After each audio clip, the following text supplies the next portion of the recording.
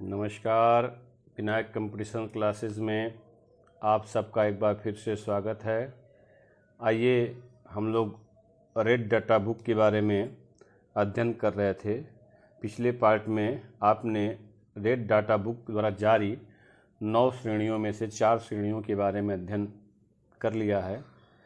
5वीं श्रेणी में जो रेड डाटा बुक रखता है, संवेदनशील प्रजातियों को रखता है। वल्नरेबल स्पेसीज़ को किसी किसी किताब में सुभेद्य नाम रखा गया है। ऐसी प्रजातियां जो 10 वर्षों में 50% कम हो गई हों, उनको संवेदनशील प्रजातियों में शामिल किया गया है। जैसे हिम तेंदुआ, अफ्रीकन हाथी, एक सींग वाला गेंडा, चीता, सांबर, क्लाउडेड तेंदुआ, 4 सींग वाला मृग, डुगांग जिसको समुद्री गाय कहते हैं। ये संवेदनशील प्रजातियां हैं जो अगर नहीं चेतेंगे तो ये विलुप्त हो जाएंगी, वन से विलुप्त हो जाएंगे। स्लोथ भालू, 12 सींगा, भारतीय भेड़ियाँ, संगमरमर के रंग की बिल्ली और कीवी पक्षियों की 2 प्रजातियां, जिसमें नॉर्दर्न ब्राउन कीवी और रोबी कीवी। ये कीवी प्रजातियां 2 जो है ये भी संवेदनशील प्रजातियों में शामिल की गई हैं। ऐसी प्रजातियां 10 वर्षों में 50% कम हुई वो संवेदनशील होती हैं। जो 10 वर्ष में 70% कम हुई वो संकटग्रस्त प्रजातियां होती हैं, और जो 10 वर्षों में 90% कम होती वह अति संकटग्रस्त प्रजातियां हैं। ध्यान दीजिएगा, 10 वर्ष में 90, 70, 50, 90 से 20 घटाया 70, 70 से 20 घटाया 50, ये संवेदनशील प्रजातियां हैं। ठीक है, आइए 6वां है संकटापन्न या निकट संकट। भविष्य में इनके संकटग्रस्त होने की, अभी इनके ऊपर संकट नहीं है लेकिन भविष्य में संकटग्रस्त हो सकती हैं ऐसी प्रजातियां। निकट भविष्य में संकटग्रस्त होने की संभावना है। इसमें यूरेशियन अटर, भेड़िया, तेंदुआ व हिमालयन ताहर, ये प्रजातियां हैं जिनको नियर थ्रेटेंड बोलते हैं। संकटापन्न या निकट संकट कहा जाता है। नियर मतलब निकट, थ्रेटेंड मतलब संकट, जो निकट भविष्य में संकट में आ सकती हैं। तो बहुत ज़्यादा नहीं, यूरेशियन अटर, भेड़िया, तेंदुआ और हिमालयन, बाकी सबके ऊपर तो संकट ही छाया हुआ है। संकट मुक्त ऐसी बहुत सी जातियां हैं जिनको समय समय पर सरकारें शिकार करने की इजाज़त देती है भाई, है ना, क्योंकि वो कृषि के लिए दुश्वारियां पैदा करती हैं। ऐसी जातियां जो संकट मुक्त हैं, लिस्ट कंसर्न, जिनके लिए चिंता करने की ज़रूरत नहीं है, भविष्य में संकट होने की संभावना नहीं होती। जैसे नीलगाय, आपने देखा होगा खेतों में झुंड के झुंड नीलगाय आती हैं, खेतों को तबाह कर देती हैं, चर जाती हैं। तो नीलगाय इतनी ज़्यादा हैं और ये अपने आप को इस तरीके से मेंटेन कर लिए कि गायब होने वाली नहीं है। जब तक खेत रहेंगे नीलगायें रहेंगी। तो नीलगायों पर कहीं कहीं अनुमति लेकर शिकार करने की, किसान अपनी फसल की रक्षा के लिए नीलगायों के लिए शिकार के लिए वन विभाग से अनुमति मांगते हैं और शिकार भी इनका अलाउड कर दिया जाता है। नीलगाय संभावना नहीं है भैया, भविष्य में संकटग्रस्त होने की इनकी संभावना नहीं है। इस नीलगाय, चिंकारा, काला हिरण में थोड़ी संकट है लेकिन अभी बहुत ज़्यादा संकट की बात नहीं है। अंडमान का जंगली सूअर, क्रैब खाने वाले बंदर और भौंकने वाला बंदर, ये जो है संकट मुक्त है। 7वीं श्रेणी में, 8वीं श्रेणी में जिनके बारे में आंकड़े पर्याप्त नहीं हैं, आंकड़े अपर्याप्त होने की वजह से संकट व संरक्षण का आकलन नहीं हो सकता। इनके ऊपर संकट है भी या नहीं है, इसका आकलन हम नहीं कर पाते हैं। तो जो आंकड़े डाटा डिफिशिएंट होने की वजह, डीडी जिसको बोलते हैं, तो इनका जो है डाटा इतना ज़्यादा कलेक्ट नहीं हो पाया है। भविष्य में कलेक्ट होगा तो इनका रेड डाटा बुक आकलन करेगा, IUCN आकलन कर करके फिर इनको सूचीबद्ध करेगा। लेकिन अभी फ़िलहाल आंकड़े पर्याप्त नहीं हैं, इसलिए इनके बारे में कोई निर्णय नहीं हो पाया। और कुछ के तो आंकड़े ही उपलब्ध नहीं हैं, है ना। नेट इवेल्यूटेड NE जिसको बोलते हैं, आंकड़े ही नहीं हैं जिससे आप इनका आकलन नहीं कर पाएंगे कि ये संकट हैं, इनके संरक्षण की क्या स्थिति है और ये संकट में हैं कि नहीं, इनकी कोई आंकड़ा ही नहीं है। तो यह 9 श्रेणियां थीं आपके। एक बार फिर से देख लीजिए 9 श्रेणियों के बारे में। पहला था आपका क्या, विलुप्त, जो एकदम गायब हो गई। डायनासोर, मैमथ, डोडो, जायंट माओ, तस्मानियन भेड़िया, क्यूबन लाल तोता, अंटार्कटिक भेड़िया, रेड्रीग्यूज कछुआ, ब्लू बक, र्यूकस, किंगफिशर, ये सब गायब हो गए हैं, विलुप्त हो चुके हैं, है ना। इसके बाद थे भारत से प्रमुख विलुप्त जानवर, इसको ध्यान रखिएगा। भारत से विलुप्त कौन कौन से जानवर हैं, प्रश्न बन सकता है इससे, है ना। और इसके बाद है वन से विलुप्त, जो जंगल से तो गायब हो गए लेकिन चिड़ियाघर में अभी आपको देखने को इदा कदा मिल जाएंगे, है ना। तीसरा था आपका अति संकटग्रस्त प्रजातियां, जिनके ऊपर खतरा मंडरा रहा है वन से गायब होने का, वन से विलुप्त होने के एकदम कगार पर है। जंगली उल्लू, ग्रेट इंडियन बस्टर्ड जो राजस्थान में पाया जाता है, जेडम क्रासर, ये सब जो है। और चौथा था संकटग्रस्त प्रजातियां, जो 10 वर्षों में 70% कम हुई हैं। गंगा डॉल्फिन, एशियाई शेर, ये सब संकटग्रस्त प्रजातियां, ठीक है। और पांचवा था आपका संवेदनशील प्रजातियां, और छठवां था आपका संकटापन या निकट भविष्य में इनके ऊपर संकट आने वाला है, और संकट मुक्त था सातवां, और आठवां था आंकड़े अपर्याप्त है, और नौवां था आंकड़े उपलब्ध ही नहीं है। ये 9 कैटेगरियों में IUCN रेड डाटा बुक को विभाजित करता है। अब आइए देखिए कि हम जैव विविधता का संरक्षण किस तरीके से करते हैं। जैव विविधता का संरक्षण, देखो हम लोगों ने बात किया कि जैव विविधता जो है मानव जीवन का आधार है, तो जैव विविधता का संरक्षण होना चाहिए, ठीक है। तो जैव विविधता का संरक्षण 2 प्रकार से होता है। एक होता है स्वस्थानीय संरक्षण, जिसको इन सीटू कंजर्वेशन कहते हैं, और दूसरा है बाह्य स्थानीय संरक्षण, जिसको एक्स सीटू कंजर्वेशन कहते हैं।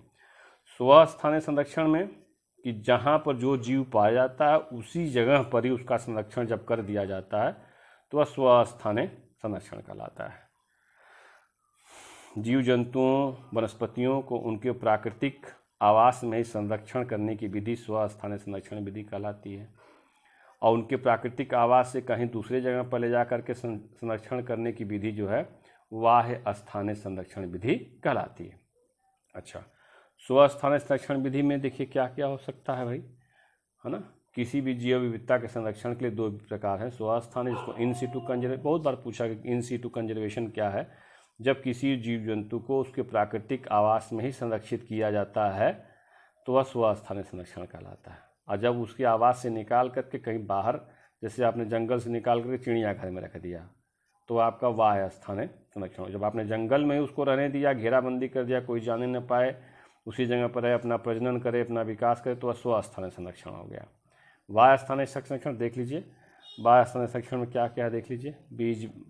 बीज बैंक है, जीन बैंक है, निम्न तापीय संरक्षण है, वनस्पति उद्यान में, चिड़ियाघर में, आपने जंगल से ला के चिड़ियाघर में रख दिया, जंतु उद्यान है, वृक्ष उद्यान है।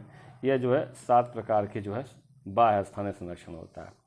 स्वस्थानीय संरक्षण क्या है, जैसे आप बहुत बड़ा जंगल का एरिया है उसको राष्ट्रीय उद्यान घोषित कर दिया, वन्य जीव अभ्यारण्य घोषित कर दिया, कम्युनिटी एंड कंजर्वेशन रिजर्व घोषित कर दिया, बोलते हैं ना वन रिजर्व है भाई, समुदाय एवं संरक्षण आगार जिसको बोलते हैं, है ना। मैरीन प्रोटेक्टेड एरिया, समुद्री संरक्षित क्षेत्र, भाई इस क्षेत्र में कोई जाने आने ना पाए। पवित्र उपवन घोषित कर दिया आपने, जैव मंडल आगार, बायोस्फीयर रिजर्व घोषित कर दिया। इस प्रकार से आप जो है किसी जीव जंतु, वनस्पति, पेड़ पौधों को जब उसी के प्राकृतिक आवास में संरक्षित करते हैं तो वह इन सीटू कंजर्वेशन या स्वस्थानीय संरक्षण कहलाता है। इसमें ध्यान से दीजिए, इसमें हमारे देश में राष्ट्रीय उद्यान, इसको नेशनल पार्क कहते हैं, वन्य जीव अभ्यारण्य, समुदाय एवं संरक्षण आगार जिसको कम्युनिटी एंड कंजर्वेशन रिजर्व कहते हैं, समुद्री संरक्षित क्षेत्र है, पवित्र उपवन है और जैव मंडल आगार है। ये जो है स्वस्थानीय संरक्षण में। बाह्य स्थानीय संरक्षण में भी मैं बात किया, बीज बैंक, जीन बैंक, निम्न तापीय संरक्षण, वनस्पति उद्यान, अब सबके बारे में हम अलग अलग से अध्ययन करेंगे। आइए सबसे पहले देखते हैं स्वस्थानीय संरक्षण का हम लोग अध्ययन स्टार्ट कर देते हैं। जीव जंतुओं और वनस्पतियों को उनके प्राकृतिक आवास में संरक्षण ही स्वस्थानीय संरक्षण या इन सीटू कहलाता है। इसमें सबसे बड़ा पार्ट आता है राष्ट्रीय उद्यान का। ये राष्ट्रीय उद्यान, नेशनल पार्क क्या है भाई, बहुत प्रश्न बनते हैं, चाहे यूपी टेट की परीक्षा हो, चाहे शिक्षक भर्ती हो, या अन्य कोई आरओ एआरओ की या और भी कोई भर्ती परीक्षा हो, यानी कि पीसीएस यूसीएस में भी राष्ट्रीय उद्यान से संबंधित प्रश्न पूछे जाते हैं। तो राष्ट्रीय उद्यान या नेशनल पार्क क्या होते हैं, है ना। यह इन सीटू कंजर्वेशन के अंतर्गत आता है। राष्ट्रीय उद्यान कहते किसे हैं, देख लीजिए, राष्ट्रीय उद्यान की परिभाषा आपको ध्यान रखनी चाहिए। क्या है भाई राष्ट्रीय उद्यान? एक ऐसा क्षेत्र, ऐसा जैव विविधता वाला ऐसा क्षेत्र जहां एक या अनेक प्रकार के पारिस्थितिक तंत्र पाए जाते हों। उनका राज्य वन संरक्षण अधिनियम के तहत 1972 के तहत ऐसे क्षेत्र को जहाँ की पारिस्थितिकी जीव जंतुओं को फना कहते हैं, वनस्पतियों को फ्लोरा कहते हैं, है ना। भू आकृतिक जलीय महत्व के हैं, उनका संरक्षण किया जाना आवश्यक है। राष्ट्रीय उद्यान घोषित कर सकती कोई भी राज्य सरकार वन्य जीव संरक्षण अधिनियम 1972 के तहत ऐसे क्षेत्र को जहाँ के जीव जंतुओं, वनस्पतियों को, वहाँ की मिट्टी को, वहाँ की भू आकृतिक को संरक्षण करने की नितांत आवश्यकता महसूस कर रही हो कि नहीं, इसको बचाया जाना बहुत ज़रूरी है, यहाँ के पारिस्थितिकी तंत्र को बचाया जाना बहुत ज़रूरी है, उसको जो है नेशनल पार्क घोषित कर सकती है। फिर से बोल रहा हूँ, कोई भी राज्य सरकार वन्य जीव संरक्षण अधिनियम 1972 के तहत ऐसे क्षेत्र को जहाँ की पारिस्थितिकी, जीव जंतुओं, वनस्पतियों जलीय महत्व के हैं, भूआकृतिक जो जलीय महत्व के हैं, जिनका संरक्षण किया जाना उसे आवश्यक महसूस हो रहा हो, इनका संरक्षण किया जाना बहुत ही नितांत आवश्यक है, उनको नेशनल पार्क घोषित कर सकती है राज्य सरकार का। ये राज्य सरकार के अधीन का क्षेत्र है। आइए देखिए, राष्ट्रीय उद्यान एक ऐसा जगह होता है, नेशनल पार्क, जहाँ सब जितने भी उस जंगल में जितने भी जीव जंतु आएंगे सबका संरक्षण समान रूप से होगा। किसी खास जीव का या किसी खास पेड़ का, किसी खास वनस्पति का संरक्षण नहीं होगा। उस इलाके में जितने भी जीव जंतु रहेंगे, वनस्पतियां, सबका समान रूप से संरक्षण होता है, तो वहाँ पर उसको नेशनल पार्क कहते हैं, ठीक है। और एक चीज़ और इसमें ध्यान देने की बात है कि नेशनल पार्क में न तो आप शिकार कर सकते हैं, न आपके पशु चरने जा सकते हैं, न हथियार लेकर के आप प्रवेश सकते हैं, मानो यहाँ तक कि एक लकड़ी भी वहाँ की आप उठा नहीं सकते बिना अनुमति के, एक लकड़ी भी आप वहाँ से नहीं ले सकते। ऐसा क्षेत्र जो है राष्ट्रीय उद्यान है, नेशनल पार्क कहलाता है।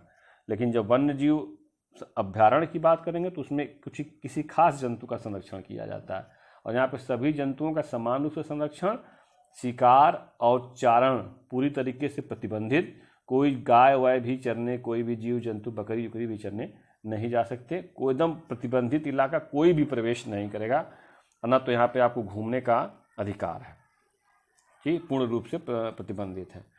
हमारे देश में वर्ष 2005 में 94 राष्ट्रीय पार्क थे। कितने राष्ट्रीय पार्क थे?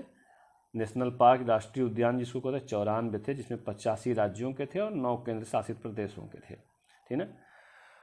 मार्च 2020 में संख्या बढ़ के 101 हो गई, और अद्यतन दिसंबर 2020 जो बीता है, अब हमारे देश में 106 नेशनल पार्क। यही प्रश्न आपसे पूछ लिया जाए कि हमारे देश में कितने नेशनल पार्क हैं या राष्ट्रीय उद्यान हैं, तो वर्तमान में 106 नेशनल पार्क हैं, ठीक है। अब आइए राष्ट्रीय उद्यान के कुछ तथ्य, जो कि ये 10 तथ्य हैं, 10 पॉइंट हैं, जिनको एकदम आपको रट के जाना है, और मुझे लगता है कि इन्हीं 10 में से ही आपके लिए बहुत सफिशियंट हो जाएगा, एक क्वेश्चन आपको मिल जाए। अदरवाइज और भी हम लोग इस पर अध्ययन करेंगे। तो भारत का सबसे पहला राष्ट्रीय उद्यान कौन सा था? भारत का सबसे पहला राष्ट्रीय उद्यान जिम कॉर्बेट राष्ट्रीय उद्यान था, जिसका पहले नाम हैली था, और 1936 में यह भारत का पहला राष्ट्रीय उद्यान घोषित किया गया। ये उत्तराखंड में पड़ता है, तो यह भारत का सबसे पहला राष्ट्रीय उद्यान था। भारत का सबसे बड़ा राष्ट्रीय उद्यान कौन सा है? तो भारत का सबसे बड़ा राष्ट्रीय उद्यान या नेशनल पार्क हेमिस राष्ट्रीय उद्यान है ना, जो 4400 वर्ग किलोमीटर क्षेत्र में फैला है, जो लेह लद्दाख, आपने सुना होगा, लेह लद्दाख जम्मू कश्मीर, तो वहाँ का जो लेह हमारा केंद्र शासित प्रदेश है, वहाँ का जो हेमिस राष्ट्रीय उद्यान है, यह भारत का सबसे बड़ा राष्ट्रीय उद्यान है। दूसरा प्रश्न बनता है कि भारत का सबसे छोटा राष्ट्रीय उद्यान कौन सा है? तो भारत का सबसे छोटा राष्ट्रीय उद्यान है ना, सबसे छोटा राष्ट्रीय उद्यान, सबसे छोटा नेशनल पार्क साउथ बटन द्वीप है। 0.03 वर्ग किलोमीटर ही उसका क्षेत्रफल है, 0.03 वर्ग किलोमीटर। देखो, एक साउथ बटन द्वीप है, एक नॉर्थ बटन द्वीप है। नॉर्थ बटन थोड़ा बड़ा है, साउथ बटन थोड़ा छोटा है। साउथ बटन वाला सबसे छोटा है, जो अंडमान निकोबार द्वीप समूह में पाया जाता है, ठीक है। भारत का सबसे छोटा हो गया, सबसे बड़ा हो गया, आपने देख लिया। विश्व का एकमात्र तैरता हुआ उद्यान, विश्व का एक, देखो दुनिया का भी तैरता हुआ एक ही उद्यान है, और भारत का एकमात्र तैरता हुआ राष्ट्रीय उद्यान कौन है भाई? केइबुल लामजाओ। केइबुल लामजाओ जो मणिपुर में है, ये भारत का एकमात्र तैरता हुआ राष्ट्रीय उद्यान है। इसको एकदम आपको कंठस्थ कर लेना है। विश्व का पूछ दे या भारत का पूछ दे तो यही है आपका केइबुल लामजाओ, जो मणिपुर में है। यह एकमात्र तैरता हुआ राष्ट्रीय उद्यान है। अच्छा, एशियाई शेरों का घर किसे कहा जाता है? किस राष्ट्रीय उद्यान को एशियाई शेरों का घर कहा जाता है, या एशियाई शेरों के लिए कौन सा राष्ट्रीय उद्यान प्रसिद्ध है? तो राष्ट्रीय उद्यान है गिरवन गुजरात। गिरवन गुजरात जो राष्ट्रीय उद्यान है, इसे एशियाई शेरों का घर कहा जाता है, ये इसके लिए प्रसिद्ध है। एक सींग वाला गेंडा किस राष्ट्रीय उद्यान में पाया जाता है? एक राष्ट्रीय उद्यान है असम का काजीरंगा राष्ट्रीय अभ्यारण्य राष्ट्रीय उद्यान, वहाँ पर एक सींग वाला गेंडा पाया जाता है। और वहीं नहीं पाया जाता, एक जलदपारा राष्ट्रीय उद्यान है जो कि पश्चिम बंगाल में, यहाँ भी एक सींग वाला गेंडा पाया जाता है। बहुत कम लोगों को जानकारी है इस बात की। जलदपारा में भी आप ध्यान रखिएगा कि वहाँ भी एक सींग वाला गेंडा पाया जाता है, कभी कभी ऑप्शन में कंफ्यूज करेगा। काजीरंगा जलदपारा दोनों जगहों पे एक सींग वाला गेंडा पाया जाता है। सबसे अधिक बाघ किस राष्ट्रीय उद्यान में पाए जाते हैं? सबसे अधिक बाघ टाइगर जो है बांधवगढ़ राष्ट्रीय उद्यान जो मध्य प्रदेश में सबसे अधिक बाघ पाए जाते हैं। कश्मीरी स्टैग हंगुल है ना, ये किस राष्ट्रीय उद्यान में पाए? बहुत ये जो तीन प्रश्न है बहुत ही इंपॉर्टेंट है। हंगुल जो दाचीग्राम राष्ट्रीय उद्यान जो कि जम्मू और कश्मीर का ही एक राष्ट्रीय उद्यान है, यहाँ पर कश्मीरी स्टैग या हंगुल पाया जाता है। साइबेरियन क्रेन नामक प्रवासी पक्षी का आश्रय स्थल कौन सा है? साइबेरियन क्रेन प्रवासी पक्षी है जो साइबेरिया देश से उड़ के आता है, तो केवलादेव राष्ट्रीय उद्यान राजस्थान में है। यहीं प्रवासी पक्षी का आश्रय स्थल है, यहीं पर आते हैं, अंडे बच्चे देते हैं। उत्तर प्रदेश का एकमात्र राष्ट्रीय उद्यान कौन सा है? तो उत्तर प्रदेश का एकमात्र राष्ट्रीय उद्यान है दुधवा, जो कि लखीमपुर खीरी जनपद में है। यह राष्ट्रीय उद्यान उत्तर प्रदेश का एकमात्र राष्ट्रीय उद्यान है। पहले 1968 में वन्य जीव अभ्यारण्य था, 1977 में इसे राष्ट्रीय उद्यान घोषित किया गया। बहुत बहुत धन्यवाद। चैनल को लाइक करिए, सब्सक्राइब करिए, अपने दोस्तों को बताइए, ज़्यादा से ज़्यादा शेयर करिए, ताकि हम आपको स्तरीय पाठ्य सामग्री उपलब्ध कराते रहें। आप सभी का बहुत बहुत धन्यवाद।